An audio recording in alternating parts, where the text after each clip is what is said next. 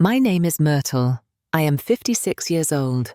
The twilight blue dress I wore today was carefully chosen not to upstage the bride, but I don't think I will ever forget the feel of the cool silk on my skin when my future daughter-in-law screamed, "Get out of here," in front of 100 guests.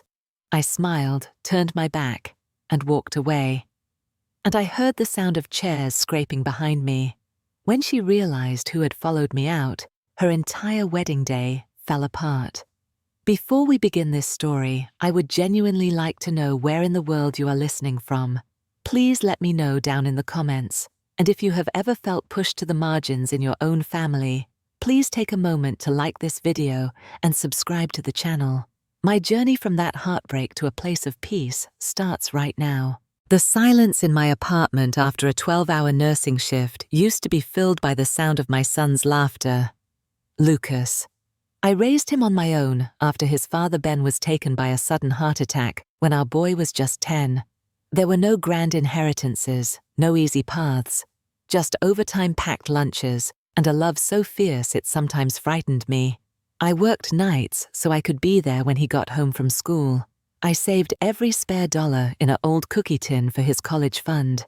The day he graduated with that engineering degree, I wept so hard, I thought my ribs would crack from pride. He was my greatest achievement, my anchor. Our relationship was simple. We talked. We cooked big messy meals on Sunday nights. He would tell me about his projects, his friends. I felt included in the map of his life. Then he met Elara. He brought her home for dinner 3 years ago, his eyes shining with a new kind of light. She was beautiful, of course. 25 with a sleek career in marketing. She was polished in a way that made my cozy apartment seem suddenly shabby, but I wanted to be open-minded. For Lucas, I made my famous lasagna, the one with the 3 cheeses. She picked at it, smiling a tight smile, complimenting the quaint plates. I tried to bridge the gap. A few weeks later, I invited her for coffee, just us girls. I brought out a small velvet box. Inside was a delicate silver bracelet with a single charm, a little book. It had belonged to my own grandmother. "For you," I said, my voice a little thick. "A welcome to the family." She took it, said thank you, her fingers cool against mine. I never once saw her wear it. The first real shift was so subtle, I almost missed it. Lucas's weekly calls became bi-weekly. Then they became 10-minute check-ins. "Sorry, Mom, work is crazy. Elara and I have plans." I told myself this was normal. A young man in love, building a life. I was happy for him. I buried the tiny ache deep down a small stone in the bottom of my heart. The wedding planning began, and with it my formal demotion.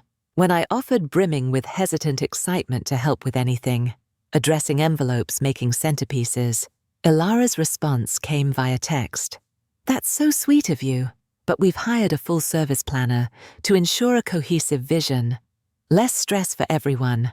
I was not on the guest list for cake tastings or venue tours. I received updates, not invitations. The first deep cut came over the phone. My mother's wedding veil, simple Belgian lace, was folded in tissue paper in my closet. It was the one thing of hers I had. "Elara, dear," I ventured one evening, "I have my mother's veil. It's very simple, elegant. I would be honored if you wanted to wear it. Something old." There was a pause on the line. I could hear her measured breath. Myrtle, that is. Incredibly thoughtful. But our aesthetic is very minimalist. Modern. A vintage veil would just clash. I've already chosen one. But thank you. The thank you was a dismissal. Lucas, who was surely there, said nothing. The engagement party was a spectacle at a downtown loft owned by Elara's parents, Richard and Diane. They were a pair of elegant sharks in neutral tones. He made a point of asking what I did, and when I said retired nurse, his smile didn't reach his eyes. Ah, a noble profession. So much. Hands-on work. Diane asked where I lived, and when I told her the neighborhood, she gave a vague nod and said, "How convenient for you." I felt like a fossil in a museum of modern design. That night, I saw the strategy. Every time I started a story about Lucas as a boy, The time he tried to bake me a birthday cake and use salt instead of sugar. Ilara would smoothly interrupt. "Oh, that reminds me of this hilarious viral video I saw," or, "Lucas, darling, shouldn't we mingle?" She was rewriting his history, editing me out of the narrative. The final straw of the evening was the seating chart discussion. Ilara unfurled a diagram. I was at a table in the far corner with her great-aunt Edna and some college friends of Lucas's I'd never met. Not with family, not with the wedding party. I looked at Lucas. He was studying the chart intently, avoiding my gaze. "It's about balancing the energy," Ilara explained brightly. My heart sank to my shoes. I called my cousin Ruth that night, the one person who knew me before I was just Lucas's mum. "She's freezing you out," Ruth said, her voice grim, "and Lucas is letting her." A month before the wedding, Lucas came over alone. He looked tired, thinner. We sat at my kitchen table, the same one where he'd done his homework. "Mom," he said, staring into his tea, "I just need everything to go smoothly. Ilara has a lot of ideas about how things should be. Can you just try to go along with it for me?" The plea in his voice was real, but the request was a betrayal. He was asking me to shrink myself, to fit into the small, inconspicuous box they had made for me. I swallowed the lump in my throat and nodded. "Of course, sweetheart." But after he left, the small stone of ache in my heart had grown into a heavy, cold weight. The wedding invitation arrived. It was heavy, thick cardstock engraved. It felt impersonal in my hands. My title, Myrtle Johnson, not mother of the groom. I was instructed to wear champagne beige or muted earth tones. The message was clear: do not stand out. Do not be memorable. The week of the wedding was a quiet agony. I felt like a ghost in my own life, waiting for an event I was dreading. Then 2 nights before the universe delivered the truth in the cruelest way. Lucas called his voice on speaker distracted. He was driving, talking about final payments to the florist. I heard Ilara's voice in the background, crystal clear, and laced with a venom I had never heard directed at me before. "I just need her to be gone by the time we get back from the honeymoon. I'm not having her over for awkward Sunday dinners. She's so provincial. And all those saccharine stories about you as a kid mortifying." There was a laugh from one of her friends on the line. Lucas's voice weak, pleading, "Babe, come on, she's my mum." "And she's holding you back." Ilara shot back, her tone final. "You agreed. Fresh start. No baggage." The call cut out. Or maybe I dropped the phone. I don't remember. I sat on my living room floor for an hour, the cold hardwood seeping into my bones. It wasn't just rudeness. It was a campaign, a planned eradication of me from my son's life. And my son, my beautiful boy, had agreed. The pain was a physical void, a sucking emptiness in my chest. I wanted to scream. I wanted to call him and unleash 26 years of sacrifice and love and fury. But I didn't. I called Ruth. I told her everything, my voice, a flat, dead thing. She listened, and then she said, "You have to go." "I can't," I whispered. "You have to," she insisted. "You go. You wear the most beautiful, proud dress you own. You hold your head up, you smile, and you bear witness. You show up for yourself, because he won't. And remember, you won't be alone. I'll be there." That "you won't be alone" was a lifeline. The next day I went shopping. I bypassed the beige and the champagne. I found it a dress the color of the sky just after sunset, a deep resonant blue. It was silk. It was elegant. It was my armor. The wedding venue was a modern art museum, all sharp angles and cold glass. It was beautiful and utterly soulless. I felt 100 years old walking in. I saw Lucas at the end of the aisle, handsome in his tuxedo, his face a mask of nervous tension. He gave me a quick, stiff hug when I found him before the ceremony. "You look nice, Mum," he said, his eyes already scanning the room for Ilara. "Thanks for coming." The words were a blade twist, as if my attendance was a favor. The ceremony was a blur of perfunctory vows. Ilara was a vision in stark architectural white. She never looked at me. The reception began. I was seated at my assigned table in Siberia next to a sweet deaf aunt who nodded and smiled, and two of Lucas's co-workers who talked exclusively about cryptocurrency. But across the room I saw friendly faces. My Aunt Lorraine, my father's sister, a formidable woman in her 70s. Ruth, of course, giving me a small steadying wave. A group of Ben's old friends men who had watched Lucas grow up. They were my people. During dinner, I couldn't stand the isolation. I excused myself and made my way to their table. The relief was instant. Lorraine pulled me into a hug. "You look stunning, Myrtle." We started talking, reminiscing. Someone told a story about Ben teaching Lucas to ride a bike. Another recalled Lucas's disastrous first school play. Laughter, real laughter, bubbled up at our table. It was a small island of warmth in the chilly sea of the event. I didn't see her approach. One moment we were laughing, the next, a shadow fell over the table. Elara stood there, her face a mask of cold fury. The music seemed to dip. "Is there a problem here?" she asked, her voice low and dangerous. "We're just sharing some memories," I said, keeping my voice calm. "You're causing a scene," she hissed, leaning in. "Your pathetic little nostalgia act is embarrassing. No one wants to hear your tired stories. You're making a spectacle of yourself." Every eye at our table was wide. Lorraine stood up, her mouth a thin line. "Young lady, you will not speak to my niece that way." Elara ignored her, her gaze burning into me.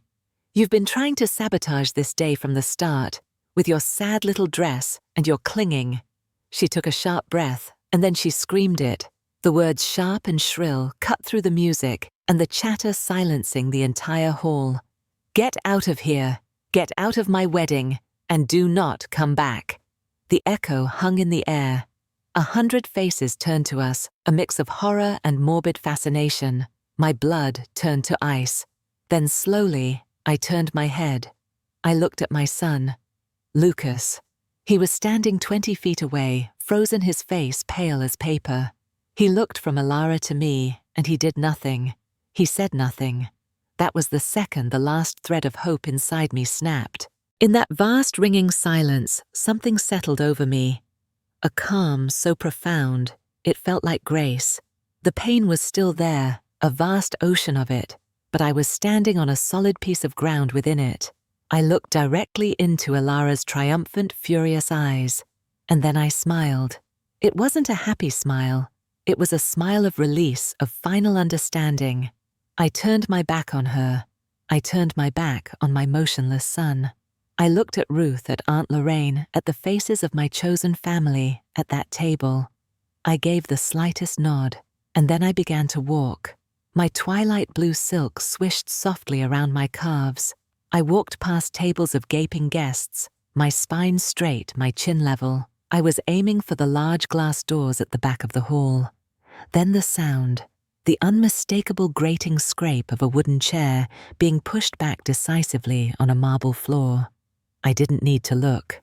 I knew it was Aunt Lorraine. Her voice, strong and clear, rang out. "If Myrtle is not welcome, then neither am I." Her footsteps, firm and steady, followed mine. Another scrape. Ruth's voice. "Come on, John, we're leaving." Then another. And another. Ben's old friend Frank, a bear of a man, stood so suddenly his chair almost toppled. Ben would be ashamed, he announced to no one in particular, and strode after us. It was a silent, dignified exodus. From my peripheral vision, I saw entire tables emptying. The family table, the table with Ben's side. My friends from the hospital retired, now standing in solidarity. It wasn't a stampede. It was a procession. A quiet, powerful rejection. I reached the doors, pushed them open, and stepped into the cool evening air. I kept walking down the museum steps onto the sidewalk. I finally stopped under a street lamp, trembling from head to toe. I turned around. Behind me, flowing out of the museum doors, was a crowd of nearly 40 people. Half the wedding. They gathered around me, a protective circle. There were murmured words of comfort, a hand on my shoulder, a tissue pressed into my hand. Inside, through the glass walls, I could see the aftermath. Elara was gesticulating wildly, screaming at Lucas at her parents. The once beautiful reception hall looked ravaged with whole sections, empty tables abandoned mid-meal. The celebration wasn't just interrupted, it was annihilated.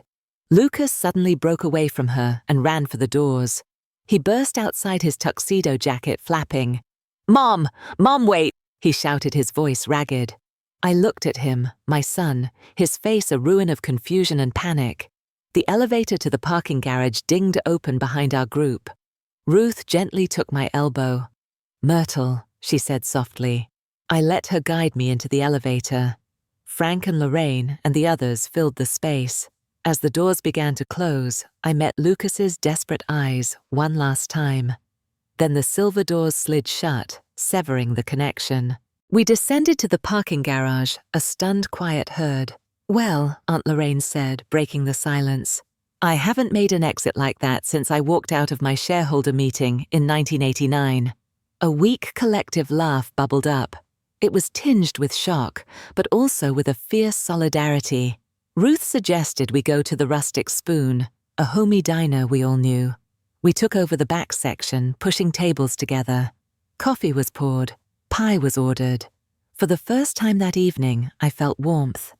These people had chosen me. My phone buried in my clutch began to vibrate. Then again, and again. I saw Lucas's name, then an unknown number that was surely Richard or Diane. I silenced it and placed it face down on the checkered tablecloth. Ruth's phone buzzed. She looked at it, then at me. "It's from Marianne Carter," she said.